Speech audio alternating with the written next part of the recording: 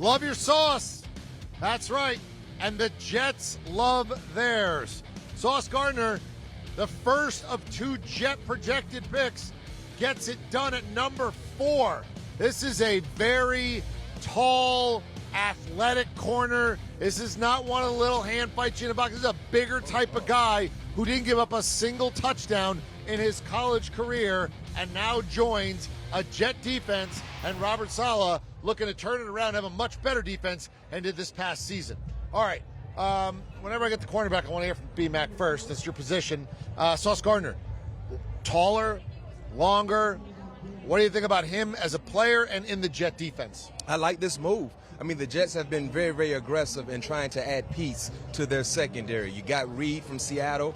You added a piece at the safety spot, and now you're able to get Sauce Gardner, who I believe, in my opinion, was the second best corner in this draft. Reminds me a lot of Dale Carter. Very, very scrappy player, a very, very lengthy guy. He's disruptive at the line of scrimmage, and he plays with the attitude. They need more attitude in the Jets organization, especially on the defensive side. Drafting Sauce Gardner, you're drafting a guy that's highly confident, but he plays with a chip on his shoulder. And playing in that division now, where you have so many skillful wide receivers that you will have to see, you need a lot of great secondary-like players. This was a huge addition for the Jets. Yeah, and again, we talk about when Stingley went third, we talk about changing your scheme. Yep. This is a team, Robert Saleh has traditionally been a lot of cover 3 in his defenses. Now, teams are moving more away from that and playing more too high and letting their guys play man coverage. But this is a man cover corner. No question. This is a guy you have to play to his strengths. And when you look at that division, you got to beat the Buffalo Bills.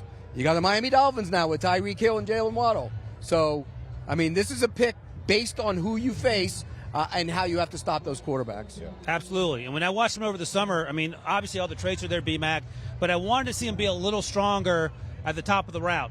He is incredibly physical. He ain't messing around type physical, and he plays with the confidence you have to have. We always talk about having short memories as a defensive back. He doesn't need to have a short memory because he doesn't give up anything. Yeah. So I think that's something that you can take away right away. We were talking about Travon Walker with the projections. There are no projections based on what we saw with Sauce because he did it. And we talked to Des Ritter at the Combine, and he's a couple years older than Sauce, and he said Sauce came in and said, "Call me Sauce." He said, "I'm calling you Ahmad until you do something." Yep. 3 weeks later, he's calling him Sauce after seeing him play in practice.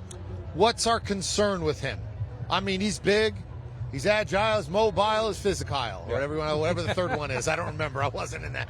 But the idea is this guy checks the boxes. He was productive. The tape's good. The workout's good. The size is good. The speed's good. What's the concern, Pete? Well, he's going to give up a touchdown at some point because B-Mac said he wouldn't give up one in the NFL. He didn't give up any in college. No, he's a great player. Look, I love long, athletic corners who can match up and play man coverage. It gives you the opportunity. If you don't have a great guy on the other side, you can roll the coverage that way. You can cover up for that guy.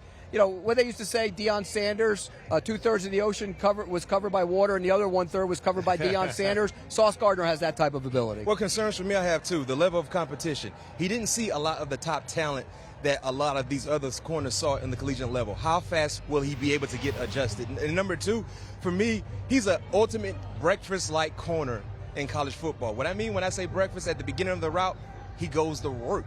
But playing in the National Football League, when you're so accustomed to be able to dominate at the top of the route, you're going to see guys that can beat you at the top of the route. So now can you become an ultimate dinner corner? Can you finish the drill that you started? So we have to wait and see. But most importantly, guys, I love the attitude. Yeah. When you have that type of attitude and you love the game of football, 9 times out of 10 you're going to be successful.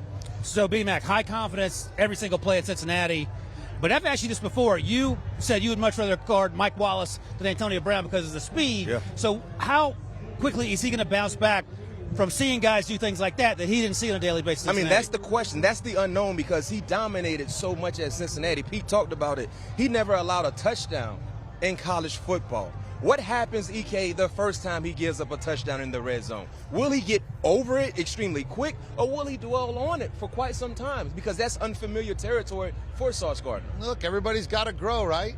But if I'm a Jet fan, I go, I remember one time we took a guy in the first round at cornerback. Worked out pretty well. Darrelle Revis. Yep. You never know. Yep. I'm not saying he's Darrelle Revis. I'm not even comparing it. I'm just saying Jet cornerbacks taken in the first round, at least he can look and say, in this franchise's history, which has not always been great, that was one thing that, in fact, was great.